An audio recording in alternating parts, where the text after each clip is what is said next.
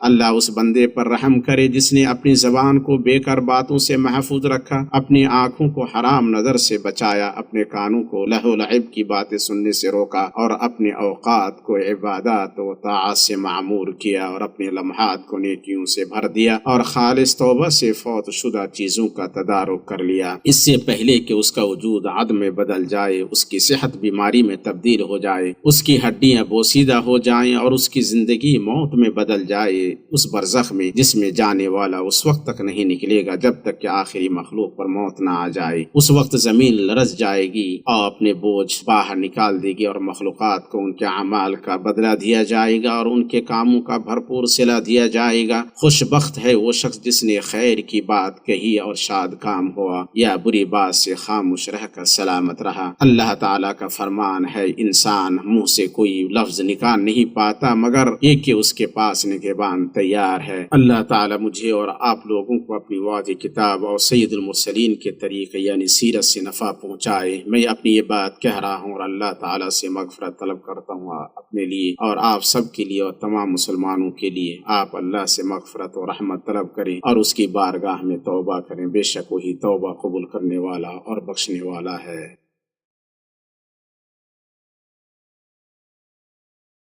اللہ کے لیے تمام حمد ہے، ایسی حمد جو اس کی بقا کے ساتھ دائمی ہے۔ اللہ کے لیے تمام حمد ہے، ایسی دائمی حمد کے بلا مشیت الہی جس کی کوئی انتہا نہیں۔ اللہ کے لیے تمام حمد ہے، ایسی دائمی حمد کی جس کا کرنے والا صرف اللہ کی رضا چاہتا ہے۔ اور اللہ کے لیے پلک جھپکنے اور ہر سانس کے ساتھ تمام حمد ہے۔ درود و سلام نازل ہو ہمارے نبی محمد پر اور آپ کے آل و اصحاب پر، اور اس پر جس نے آپ کے طریقے سے ہدایت پائی اور آپ کی دعوت جیسی دعوت دی۔ اما بعد، ظاہر و باطن میں اللہ کا تقوی اختیار کرو۔ اللہ آپ پر رحم کرے۔ جان رکھو کہ مسلمان کے اسلام کی خوبی اور اس کے کمالی ایمان میں سے یہ ہے کہ ان اقوال و افعال سے دور رہے جو لا یعنی اور غیر مفید ہوں، اور دوسروں کے امور میں دخل اندازی نہ کرے، اور اسے چاہیے کہ وہ ظاہری و باطنی گناہوں اور برے کاموں سے بچے۔ اللہ کے بندو، جان رکھو کہ تمہیں تمہارے اعمال کا بدلہ دیا جائے گا، تمہارے اقوال و افعال پر تمہارا محاسبہ ہوگا، اور اللہ اپنے بندوں کے اعمال کا احاطہ کرنے اور انہیں ان کا بدلہ دینے کے لیے کافی ہے۔ اللہ تعالیٰ کا فرمان ہے کہ جس نے ذرہ برابر نیکی کی ہوگی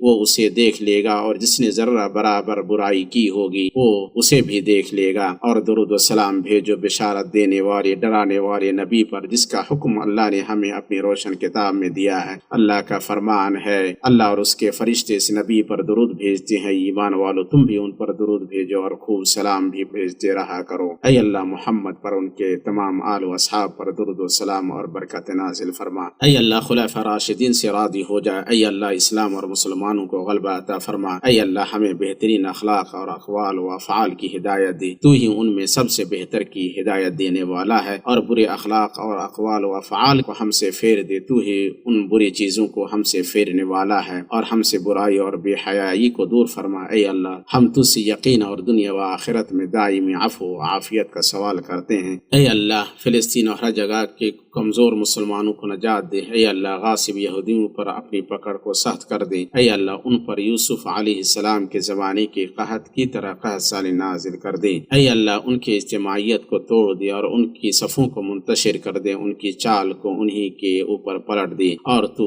انہیں اپنی قدرت سے شکست دے جو ظالم قوم سے کبھی نہیں ٹلتی۔ اے اللہ ہمیں ہمارے وطنوں میں امن عطا فرما۔ ہمارے سربراہ خادم حرمین شریفین شاہ سلمان بن عبدالعزیز اور ان کے ولی عہد شہزادہ محمد بن سلمان بن عبدالعزیز کی حفاظت فرما، ان کو اپنی ہدایت کی توفیق عطا فرما اور ان کے عمل کو اپنی مرضی کے مطابق کر۔ اے اللہ مسلمانوں کے تمام حکمرانوں کو اپنی کتاب پر عمل کرنے اور اپنی شریعت کو فیصل بنانے کی توفیق عطا فرما۔ اے رب العالمین، اے اللہ ہمارے محافظوں اور سرحدوں پر موجود فوجیوں کو توفیق دے، ان کا معین و مددگار اور حامی و ناصر بن جا۔ اے اللہ ہم سے، ہمارے اس ملک سے خصوصاً اور تمام مسلم ممالک سے عموماً مہنگائی، وبا، سود، زنا، زلزلے، آفتیں اور ظاہر و باطن آزمائشوں کو دور فرما۔ اے اللہ تو غم زدوں کے غم کو دور فرما، قرض داروں کے قرض کی ادائیگی کر اور مسلمانوں کے بیماروں کو شفا عطا فرما۔ اللہ کے بندو، بے شک اللہ تعالی عدل، احسان اور قرابت داروں کو عطا کرنے کا حکم دیتا ہے اور بے حیائی، ناپسندہ اور سرکشی کے کاموں سے روکتا ہے۔ وہ تمہیں نصیحت کرتا ہے تاکہ تم نصیحت پکڑو، عظمت والے اللہ کا ذکر کرو، وہ تمہیں یاد رکھے گا اور اس کی نعمتوں پر اس کا شکر ادا کرو، وہ تمہیں مزید نوازے گا۔ یقیناً اللہ کا ذکر ہی سب سے بڑا ہے، اور جو کچھ تم کرتے ہو اللہ اسے جانتا ہے۔